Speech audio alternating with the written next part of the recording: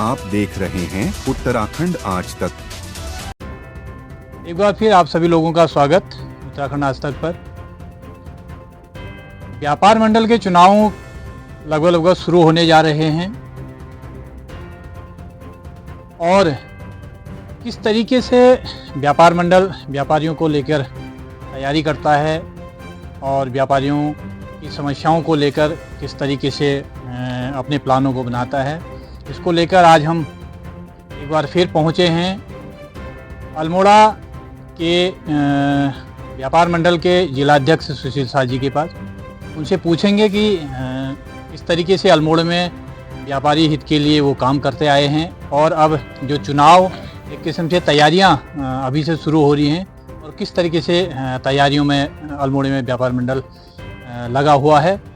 शाह जी, आपका एक बार उत्तराखंड आज तक पर स्वागत है। पहले मैं उत्तराखंड आज तक का धन्यवाद अदा करता हूं कि जिन्होंने अपना अमूल्य समय हम व्यापारियों को प्रदान किया है। और जैसा कि आपने कहा कि मेरा आगे का जो भी कदम होगा व्यापार को बढ़ाने के लिए या व्यापार मंडल चुनाव को लेकर, तो सबसे पहले मैं बताना चाहूँगा, आज थोड़ा सा सर्दी जुकाम की वजह से गला भी वो हुआ है, तो मैं बताना चाहूँगा कि देखिए मेरा जो नगर का जो मेरा कार्यकाल था उसमें आप ये देखिए हमने नगर के अंतर्गत, क्योंकि जिस समय हमारा कार्यकाल आया उस समय कोरोना के अंतर्गत आया और आपके साथ भी मेरी बहुत बार बाजार में बातचीत हुई।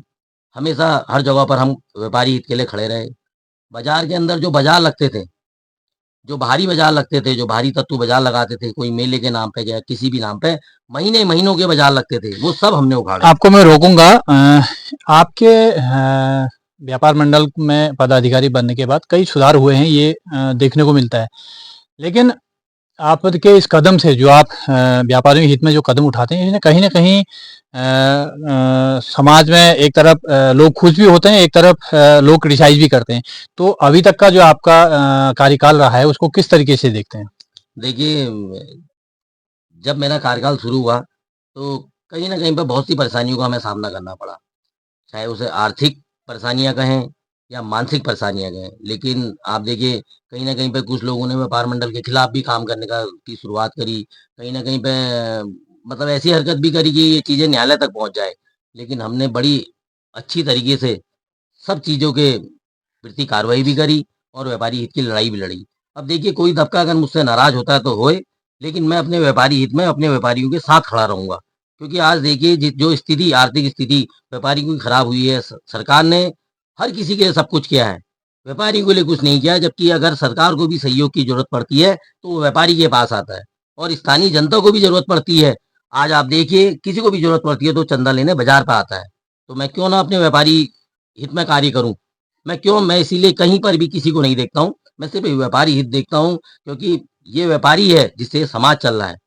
आज अगर कोई भी घटना घटित होती है तो सबसे पहले व्यापारी खड़ा होता है और व्यापारी से ही मैं कह रहा हूँ, व्यापारी जिंदा है तब ये समाज जिंदा है। चलिए, ये रही आपके कार्यकाल के बाद और आपके जोश खरोश से व्यापारियों के साथ खड़े रहने की बात। अब व्यापार मंडल के जो है चुनाव लगभग शुरू होने जा रहे हैं, तैयारियां तो हो रही हैं। तो किस तरीके से इसको व्यापार मंडल के चुनाव को लेकर क्या नई रणनीति आप बनाने जा रहे हैं, क्या इसमें नयापन होगा, किस तरीके से तैयारियां कर रहे हैं? देखिए, व्यापार मंडल के चुनाव अब नजदीक ही है। 2024 है, पूरा चुनावी वर्ष है। इसको देखते हुए कि कहीं ना कहीं पे, क्योंकि मुझ पे पहले नगर का और अब पूरे जिले का कार्यभार है, जिम्मेदारी है, तो मैंने इसको देखते हुए एक मुख्य चुनाव अधिकारी नगर के चुनाव को लेकर बनाया गया है। दीप सिंह डांगी जी को हमने मुख्य चुनाव अधिकारी बनाया है और 4 सह संयोजक चुनाव अधिकारी बनाए हैं। और हमने जो हमारा जो सदस्यता अभियान है, क्योंकि बिना सदस्यता बने कोई भी व्यापारी सदस्य व्यापार मंडल में वोटिंग नहीं कर सकता है। अच्छा, मैं आपको रोकूंगा। आपने सदस्य की बात की, आज तक लगातार चुनाव होते आए हैं और वो चुनाव कैसे हुए, अब आप सदस्यता की बात कर रहे हैं, क्या किसको सदस्य आप मानेंगे व्यापार मंडल में, किसको आप सदस्यता देंगे, कौन व्यापार मंडल का सदस्य हो सकता है? तो इसको लेके जरा से बताएं। देखिए, इस विषय में मैं इतना ही कहूँगा कि पहले क्या हुआ और आगे वो क्या होगा।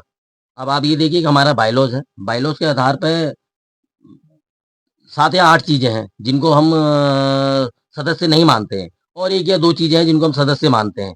लेकिन बायलॉज के आधार पे, जो बायलॉज के आधार पे है, तो हमने ये बायलॉज के आधार पे जो हमारी 8 या 9 चीज़ें हैं उन 9 चीज़ों को हमने सदस्य नहीं माना है। जैसे लॉटरी का है, आपका शराब की दुकानें हैं, आपकी टेम्पो, रिक्शा वगैरह ये है, वो राशन की दुकानों के संगठन हैं, जिनके अपने प्राइवेट अपने सरकारी संगठन हैं जिनके, और विद्युत उपभोक्ता हैं, टेलीफ़ोन उपभोक्ता हैं, इनको हमने अपना सदस्य नहीं माना है। क्योंकि बायलॉज हमारा यही कहता है और बायलॉज के अंतर्गत हमारे नर्सिंग होम या जो डॉक्टर के क्लिनिक है, ये भी आते हैं, तो इनको सदस्य माना गया है। और बाकी तो आप ये देखिए कि नगर के अंतर्गत कौन कितने समय से दुकान करता आया है। ये तो नगर व्यापार मंडल का कार्यकाल करते समय हमें भी मालूम है, बखूबी मालूम है, और जनता को भी अच्छी तरीके से मालूम है कि कौन व्यापारी है और कौन व्यापारी नहीं है। ये आपने सही कहा, चीज़ों में पारदर्शिता तो होनी चाहिए। अगर आपकी हम किसी संगठन में रहते हैं तो उस संगठन के कुछ नियम तो होने चाहिए। और जैसा अक्सर देखता आया है कि जब भी चुनाव आता है तो कहीं न कहीं कोई किसी प्रकार का है, किसी और संगठन में भी है तो वो व्यापार मंडल में चुनाव लड़ना चाहता है। लेकिन वो व्यापारियों के हित के लिए लड़ेगा तब जब वो व्यापार करता हो या फिर उसको जानता हो। हम किसी चीज़ को तब करेंगे जब हम उस चीज़ों से गुज़र रहे हैं। आप लंबे समय से पहले नगर में रहे, आपने नगर में रहते हुए बड़ी लंबी लड़ाइयाँ लड़ी हैं, इसमें कोई दोहराय नहीं है। अब आपके पास जिले का पद है, तो पूरा जिला है, बहुत बड़ा जिला है, तो इस जिले में आप अपने दायित्व को देखते हुए आगे किस तरीके से जो जिला कार्यकारिणी बनाएँगे, जिले में जो मेंबर बनाएँगे, इसको किस तरीके से लेके देखते हैं? देखिए, जिले में जो हमने कार्यकारिणी बनाई है, वो जिले की चौतरफा जिला है, बहुत बड़ा है। चौतरफा हर जगह से हमने एक-एक पदाधिकारी लिया है। और नगर के चुनाव होते-होते हम जो लगते हुए जो हमारे ग्रामीण क्षेत्र की इकाइयाँ हैं, इनमें भी चुनाव करवाएँगे। जैसे सोमेश्वर है, कौसानी है, लमगड़ा है, दनिया है, पनवा-नौला है, इन सब जगहों पर हम नई व्यापार मंडल की इकाइयाँ गठित करेंगे। और नगर की बात रही, नगर की कार्य का जो हमने नगर का जो कार्य सौंपा है, वो बड़े भाई दीप सिंह डांगी जी को सौंपा है, और हमें विश्वास ही नहीं, पूर्ण हम सहमत हैं कि वो इस चुनाव को बिल्कुल निष्पक्ष ढंग से इसका संपन्न करवाएँगे, और उनके साथ कदम से कदम मिलाकर मैं हमेशा खड़ा रहूँगा। मेरा पूरा व्यापार मंडल उनके साथ खड़ा रहेगा। अब बात करते हैं, लगातार आप जिस तरीके से व्यापारियों के साथ खड़े हैं और बाहर के व्यापारी जिस तरीके से यहाँ मेले में दूसरे तीसरे में आते हैं, आप उनके लिए लगातार आवाज़ उठाते रहे हैं। क्या जो आप ये चुनाव का आपका एजेंडा बनेगा, इसमें यहाँ के व्यापारियों का व्यापार बढ़ाने और बाहर से जो आके यहाँ बाजार लगाते हैं, उससे भी कोई बात रहेगी? देखिए, मेरा तो कहना यही है कि कोई कहीं भी अगर बाज़ार लगता है, तो शहर के बीच में कहीं बाज़ार नहीं लगता है। बाज़ार अगर कहीं पर अगर 2-4 दिन का अगर लगता है, जैसे गाँव में हाट लगते हैं, शहर से दूर लगते हैं, 3-3 4-4 किलोमीटर दूर लगते हैं, ये नहीं कि बीच शहर के बीच में लग जाएँ। और आप देखिए, शुरू में भी चाहे मेले को ले देखते हुए या महोत्सव के नाम पे जो बाज़ार लगाए जा रहे हैं, हम लगातार विरोध करते हैं। क्योंकि कोरोना के बाद से व्यापारी की आर्थिक स्थिति, और ये ऑनलाइन के बाद व्यापारी की आर्थिक स्थिति बहुत खराब हो चुकी है। ये तो एक जगह से दूसरी जगह जा जा सकते हैं, लेकिन हमारा व्यापारी कहीं नहीं जा सकता है। और मैं तो यही कहना चाहूँगा, जो इस व्यापारी हित में हमारे साथ नहीं है, उसे ना चुनाव लड़ने का हक है, ना उसे व्यापारी कहलाने का हक है। अब एक लास्ट सवाल पर हम आते हैं। जिस तरीके से अतिक्रमण आज ये बाज़ार में बढ़ता जा रहा है और उस अतिक्रमण को लेके कहीं न कहीं प्रशासन कार्रवाई करता है। और अतिक्रमण को आप किस रूप में देखते हैं? एक आपकी दुकान है और कई यहाँ पर ऐसे हैं दुकानों के बाहर दुकान लगा दी जाती है, तो इसको आप किस तरीके से देखते हैं? देखिए, ये जो मुद्दा जो आपने कहा कि दुकान के आगे जो दुकान लग रही है, मैं इस दुकान के आगे दुकान लगने को गलत मानता हूँ। मैं पहले से ही, चाहे वो कोरोना काल हो या कोई भी समय हो, अतिक्रमण के सहयोग में नहीं रहा हूँ। क्योंकि मैं चाहता हूँ, ये जो बाज़ार है, ये व्यापारियों की बाज़ार, ये ग्राहकों की बाज़ार है, और ये व्यापारियों की बाज़ार है। इसमें जहाँ-जहाँ पे फड़ लगा दिए गए हैं, कहीं पर सब्जी के फड़, कहीं पर बिहारी बैठा दिए गए हैं, तो जो 40-40 साल से, जो 50-50 साल से जो लगे हैं एक साइड पे बिज़नेस कर रहे हैं, उनको छोड़ के जो लगातार नगर पालिका जो बाहर के व्यक्ति को बैठा रही है, वो बिल्कुल गलत है, वो फड़ हटने चाहिए। अब एक और अंतिम सवाल आपसे पूछेंगे, फिर आपसे विदा लेंगे, आपका बहुत समय ले लिया।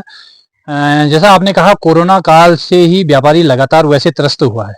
लगभग सरकार ने मदद सभी पक्षों की करी, सभी उसमें मदद दी है सब लोगों को, लेकिन व्यापारी को हमने आज तक तो नहीं सुना कि कोई ऐसा मदद की उनकी या कोई चीज़ उनका उस समय का माफ़ कर दिया, कोई ऐसी दी है। तो आप ये अपने संगठन के माध्यम से सरकार से क्या माँग करेंगे? देखिए, मैं सरकार से ही नहीं, हर विभाग से ये माँग करूँगा, जैसे बिजली विभाग है, इनकी जो हमारी जो दुकानों की जो यूनिट है, वो दुगनी यूनिट है। ये बिजली विभाग को मदद करते हैं। सरकार को कहीं पर भी अगर सहयोग की ज़रूरत पड़ती है, चाहे वो आपदा हो या किसी चीज़ को भी लेके, तो वो हमेशा व्यापारियों के बीच आई है, चाहे जीएसटी को लेके इतना बड़ा टैक्स जो व्यापारी दे रही है, जिससे सरकार चल रही है।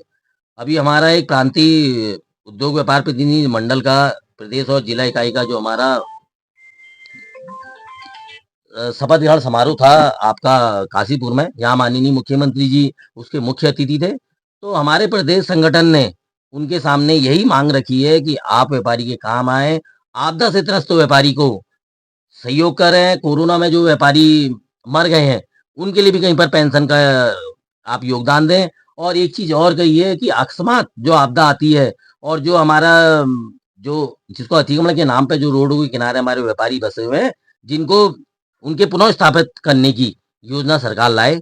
यह भी मांग इनके द्वारा हमारे संगठन के द्वारा बार-बार सरकार से की जा रही है और मैं सरकार से चाहूँगा कि सरकार कहीं न कहीं पे व्यापार की आर्थिक स्थिति को देखते हुए व्यापारी को सहयोग करे। पहले कभी ऑनलाइन सिर्फ़ ब्रांडेड आइटम का होता था, आज ऑनलाइन सब चीज़ों के लिए खोल दिया गया है, जिसकी सबसे बड़ी मार है जो वो व्यापारियों पर पड़ रही है। अगर ऐसा ही रहा तो कुछ समय बाद ये व्यापार कम से कम 40 से 50% दुकानें बंद हो जाएँगी, जिस तरीके से लगातार ऑनलाइन अपनी मार बाज़ारों में मारता जा रहा है। धन्यवाद आपका। फिर कभी और दूसरे मुद्दे पे आपसे मिलेंगे। धन्यवाद। तो ये आपने देखा जिला अल्मोड़ा में जो व्यापार मंडल के जिला अध्यक्ष हैं, उनसे हमारी खास बातचीत थी। किस तरीके से व्यापारियों में कोरोना से लेके आज तक एक किस्म से सरकार के प्रति नाराज़गी है कि व्यापारियों के लिए सरकार ने कोई ठोस कदम नहीं उठाया है। दूसरा उनका ये मानना था कि ऑनलाइन जिस तरीके से आज घर-घर प्रवेश कर रहा है और व्यापारी जो नियमित व्यापारी है हमारे यहाँ का, किसी भी जगह का, उसका व्यापार अपने आप में धीमा पड़ रहा है। देखते रहिए, आगे किसी अन्य मुद्दे पर देखेंगे। नमस्कार।